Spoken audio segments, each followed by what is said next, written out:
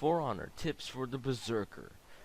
Anyway, the Berserker is a pretty good class to pick up, especially if you're having trouble against the Assassins and Orochis, which are always a problem if you're going up against pretty experienced players, which I'm always doing. Anyway, the Berserker is all about short range. Well, they call it harassing, but I'd say most of what you actually get to do ends up being countering all of the Orochis and Assassins because of that crazy. How Berserker works is basically an absolute ton of combos. So if you get that very long infinite combo going, um, you'll probably end up on the other side of the weapon, and you will win the fight. The only thing is that if you're going up against somebody that can easily just put their sword in their way and block it, you're kind of done for.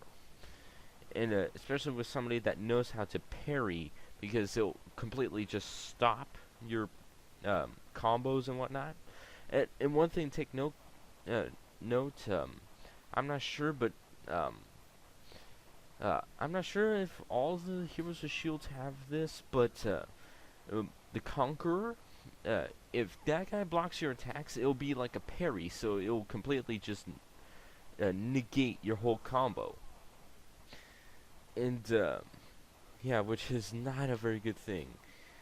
And yeah, other than that, there's not there's I'd say a pretty good option on how to get and start up your chain, like the spin chops, the head crushers, which are the dash forward heavy and sideways dash light attacks, and they're always pretty good. I have some trouble trying to land the light and then the heavy, light and heavy for the Dance with Paired Blades infinite chain combo, but I still get along with it anyway. And also, this guy's another hero which makes use of their how do you call it, area, or area attack. I don't know how they call it. While in guard mode, because it basically just spins you around this and absolutely stun your opponent and do quite a lot of damage. But the thing is that it's all in the same guard mode. So if somebody deflects and stabs you, you'll probably interrupt it, or probably even just deflect all of it, and at the very end, boom, bleed.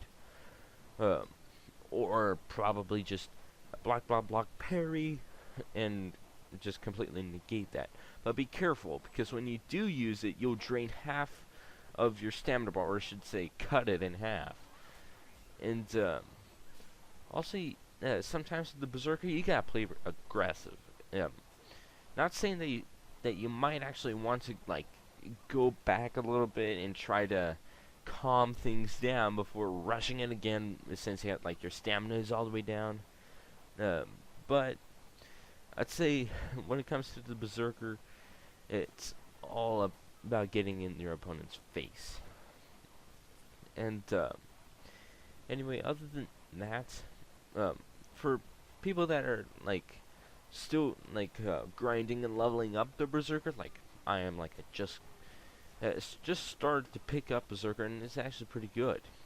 And yeah, other than that, mostly in your weapons and whatnot, focus on attack damage. Now leave defense where it is, because you actually kind of need it sometimes, because parrying can be a little bit too much of a hassle sometimes. Stamina cost reduction, don't really need it. Revenge moderation and whatnot, you probably should ramp that up quite a bit and probably go on a rampage. I mean, revenge mode gained by defense, and the duration.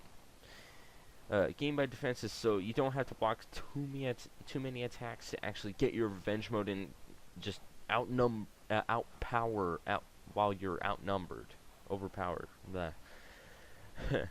And then on the revenge mode attack and whatnot, ramp up that revenge mode attack so much that you can probably two-shot somebody.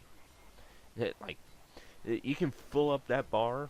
Like, I've seen people with a full bar of revenge mode attack, and they can do crazy stuff.